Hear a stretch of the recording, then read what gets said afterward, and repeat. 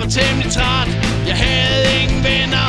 Det var ubehageligt varmt, jeg åbnede et vindue. Det lettede på smerte, jeg fik god karma som en hindu. Det startede med en skrab eller to.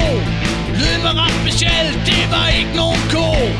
Det var pigekokken, der markerede sig. Han var ikke klar over, jeg var en hej. The peacock that rocked stayed by the hands of the killer.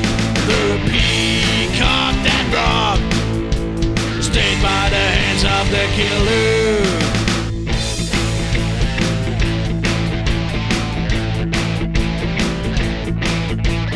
Peacocken skrabbede hele morgenen lang, så meget at jeg måtte ud af min seng. Jeg gik ned og pissede, hentede min gun, sagde jeg skyder efter fuglen.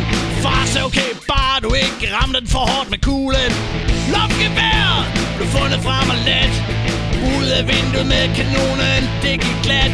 Da sigten skulle betales, brugte jeg min krigerviden. Lav søndag i morgen, fuglen fik en klump havl i siden. The peacock that rocked stayed by the hands of the killer.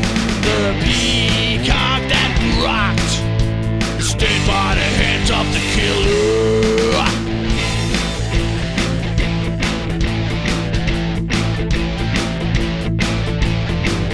Fuglen døde, den skrabede ikke mere. Far var noget sur, den havde så pæne fjer. Når man giver ordre til at gå, nytter det sgu ikke, man flæmmer. Specielt ikke